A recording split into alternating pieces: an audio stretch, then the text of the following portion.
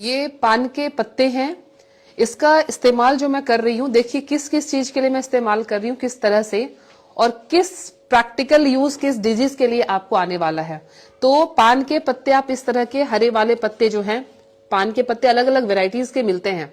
ध्यान रखना है जब आप ट्रीटमेंट प्रोसेस से ले रहे हैं तो ये इस तरह के हरे हरे पत्ते पान के बड़े लेने हैं।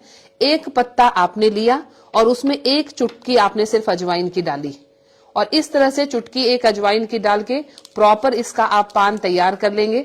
जैसे अमिताभ बच्चन ने खाया था, खाई के पान बनारस वाला, आपको इस तरह से इसमें और कुछ भी नहीं मिलाना है। सिंपली हमने पत्ता और अजवाइन ले लिया है और इसको कंज्यूम कर लेना है, चबा चबा कर खा लेना है। इसके फायदे क्या हैं?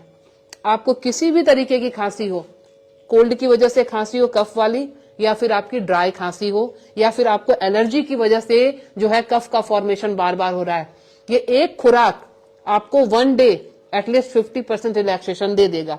बहुत पुरानी खांसी है, एलर्जी की प्रॉब्लम है, आप इस चीज को 1 टाइम डेली आप करते रहें। 1 टाइम डेली करना है, किसी भी टाइम खाना खाने के बाद आप इसको खाते रहें। और हमारी पुरानी तरीके भी यही थे। हम पुराने जमाने से, राजा महाराजाओं के जमाने से हम देखते हैं कि खाने के बाद पान सर्व करना, मेहमानों को देना या किसी भी पार्टी में पान देना एक ट्रेडिशन माना जाता था। उसका कारण यही था कि ये डाइजेस्टिव सिस्टम को भी दुरुस्त करता है और ये कफ कोल्ड की प्रवृत्ति, कुछ ऐसा खाना आपने खाया जिसमें कोल्ड का फॉर्मेशन होगा, कफ की फॉर्मेशन होगी, तो आप इस चीज को खा के आप उसको उसी समय उस विकार को निकाल सकते हो। दूसरी चीज जो आपके इस मौसम में बहुत ज्यादा कारगर होने वाला है वो आपका है अदरक। अदरक सबके किचन में होता है, तो आपको क्या करना है, 1 चम्मच अदरक के रस के निकाल लेनी है। 1 चम्मच आपने अदरक के रस की ली, उसमें 1 चम्मच आपने इसमें ऐड कर लिया शहद को।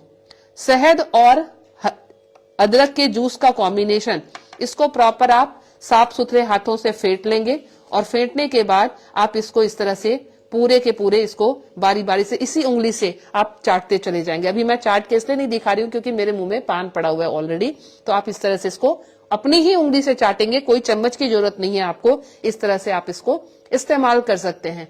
बाकी कई सारी चीजें घरेलू आपने सुनी होगी या वीडियोस आप देखते होंगे, बट मैं गारंटी के साथ कह रही हूं कि आप सिर्फ इन सब चीजों को इस्तेमाल कर लें तो आप इस मौसमी बीमारी के, इस मौसम में होने वाले कफ कोल्ड से, स्पेशली कफ के लिए, आपके लिए बहुत फायदेमंद होने वाला है।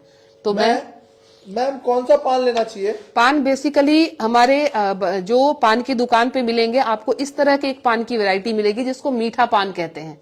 तो ये पान न लेकर आप इस तरह के पान, देखिए जो डार्क है कलर में, खाया भी मैंने ऐसे ही डार्क कलर को है, डार्क कलर का होना चाहिए, बड़ा शेप में ये होता है। इसकी पहचान ये है, नाम क्योंकि बहुत सारे हैं पान के, उसमें आप कंफ्यूज हो जाएंगे, तो ध्यान रखना जिसकी अपीयरेंस इस तरह की होगी ये पान लेना है। ऐसे पान को बिल्कुल नहीं लेना है। आप वैसे शौकिया इस पान को खा सकते हैं, बट चूंकि आपने थेरेपी प्रोसेस से लिया, आपने डिजीज को कम करने के लिए लिया है, तो ऐसे पान की आपको रिक्वायरमेंट होगी। और फ्रेश पान लेना है, डंठल लगे हुए होंगे तो भी अच्छा, नहीं लगे हुए होंगे तो भी अच्छा, उसमें कोई फर्क नहीं पड़ता।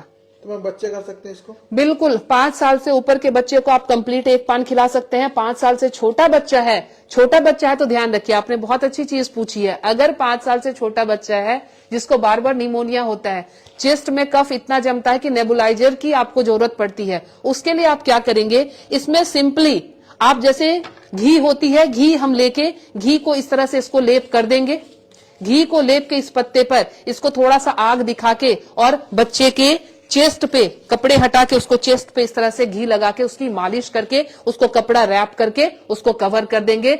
इतना आसानी से कफ निकलेगा। जमा हुआ महीनों का कफ जो है बच्चा जो निकाल नहीं पाता, नेबुलाइजर आप देते हैं, वो सिर्फ इस एक प्रयोग के, पान के प्रयोग से निकल जाएगा। तो आप ये अपने छोटे बच्चे के लिए भी करें और घर के बड़े भी इस काम को करें। तो मैं Leena Shrigyan, naturopathy and alternative therapy expert, Nai Delhi से, मुझसे मिलने के लिए